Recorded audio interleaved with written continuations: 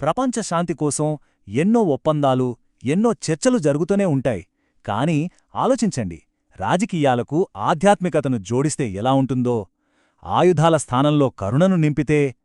వినడానికి కొంచెం ఆదర్శంగా అనిపించొచ్చు, కానీ ది డివైన్ ఫోర్స్ 123 అనే ఒక డాక్యుమెంటరీ సరిగ్గా ఇదే ప్రతిపాదిస్తోంది. సరే, ఈరోజు మనం దీనిలోని వినూత్నమైన ఆలోచనలేంటో విశ్లేషిద్దాం.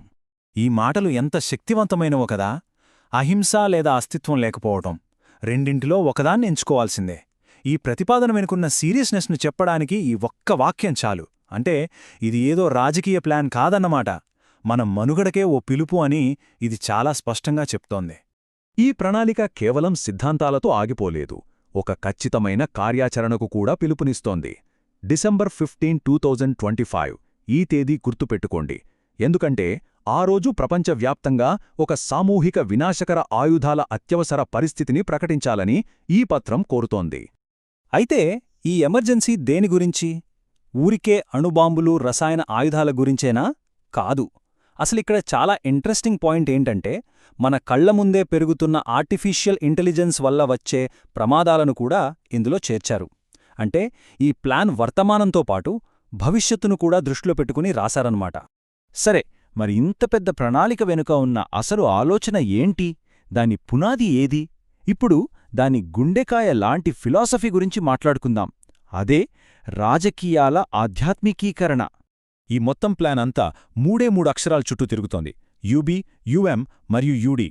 వినడానికి చాలా సింపుల్గా అనిపించొచ్చు, కాని వీటి వెనుక చాలా లోతైన అర్థముంది. విశ్వసోదరభావం, యునైటెడ్ మాస్టర్స్ మరియు సార్వత్రిక నిరాయుధీకరణ, ఈ మూడు విడదీయలేనివి అని ఈ పత్రం చెప్తోంది. ఇదేనండి ఈ డాక్యుమెంట్లోని అత్యంత కీలకమైన వాదన. ప్రపంచమంతా సోదరభావంతో ఉండాలన్నా, ఆయుధాలు వదిలేయాలన్నా మధ్యలో ఒక బ్రిడ్జ్ కావాలి. అదే యునైటెడ్ మాస్టర్స్. ఆ ఆధ్యాత్మిక వారధి లేకుండా మిగిలినవన్నీ కేవలం కలలుగానే మిగిలిపోతాయని ఈ పత్రం చాలా గట్టిగా చెబుతోంది. అసలు ఎవరు యునైటెడ్ మాస్టర్స్? వీళ్ళేం చేస్తారు? ఎలా పనిచేస్తారు? అసలు ఐక్యరాజ్యసమితి ఉండగా దీని అవసరమేమొచ్చింది? పదండి ఆ వివరాల్లోకి వెళ్దాం. ఈ రెండింటిని మధ్య ఉన్న రిలేషన్ను చెప్పడానికి ఓ అద్భుతమైన పోలిక వాడారు. ఐక్యరాజ్య సమితిని స్థిరంగా ఒక నిర్మాణాన్నిచ్చే శివుడిలా అనుకుంటే, ఈ యునైటెడ్ మాస్టర్స్ దానికి కదలికను, ఆధ్యాత్మిక శక్తినిచ్చే శక్తి అన్మాట. ఒకటి లేకుండా మరొకటి అసంపూర్ణం అని వాళ్ల వాదన. ఇక్కడ మనం గమనిస్తే యునైటెడ్ మాస్టర్స్ నిర్మాణం దాదాపుగా ఐక్యరాజ్యసమితిని పోలి ఉంటుంది. కాని ప్రతి విభాగానికి ఒక స్పిరిచువల్ టచ్ ఇచ్చారు. భద్రతా మండలికి బదులు ఆధ్యాత్మిక మండలి, జనరల్ అసెంబ్లీకి బదులు ఆధ్యాత్మిక సభ. అంటే అసలు పాయింట్ ఏంటంటే, ప్రపంచ పాలనను హృదయంతో, నైతికతతో నడపాలన్నదే వీరి లక్ష్యం. ఓకే, ఇప్పటిదాకా మనం సిద్ధాంతాలు, నిర్మాణం గురించి చూశాం కదా. కాని ప్రాక్టికల్గా ఇది ఎలా సాధ్యం? దీనికి ఏమైనా ఖచ్చితమైన ప్లాన్ ఉందా? ఎస్, ఉంది. ఇప్పుడు మనం 2025-26 కోసం వాళ్లు ప్రతిపాదించిన యాక్షన్ ప్లాన్ ఏంటో చూద్దాం. ఈ ప్లాన్ని ఒక మామూలు రోడ్ మ్యాప్ అనుకుంటే మనం పొరపడినట్లే. ఇది ఒక నక్షత్ర ప్రణాళిక అని వర్ణించారు. అంటే మనకు దారి చూపించే ఒక ధ్రువ నక్షత్రం లాంటిదన్నమాట. అంత గొప్ప లక్ష్యంతో దీన్ని తయారుచేశారు. ఈ టైం లైన్ చూస్తుంటే ఈ ప్లాన్ని ఎంత ఫాస్ట్గా ముందుకు తీసుకెళ్లాలని అనుకుంటున్నారో మనకు అర్థమవుతోంది. చూడండి, డిసెంబర్ 2025లో ఎమర్జెన్సీ ప్రకటనతో స్టార్ట్ చేసి, వెంటనే ప్రపంచ ఆధ్యాత్మిక నాయకులను ఏకం చేయడం, ఆ తర్వాత అగ్రరాజ్యాలతో చర్చలు, ఇలా జస్ట్ ఒక్క సంవత్సరంలోనే కీలకమైన అడుగులు వెయ్యాలని టార్గెట్ పెట్టుకున్నారు. సరే, ఇదంతా బాగానే ఉంది. కానీ చివరికి ఏం సాధించాలని అనుకుంటున్నారు? ఈ మొత్తం ప్రణాళిక యొక్క అల్టిమేట్ గోలేంటి? పదండి ఆ లాంగ్ టర్మ్ విజన్ ఏంటో చూద్దాం. ఇంత పెద్ద మార్పు సాధ్యమేనా అని మనకనిపించొచ్చు గదా.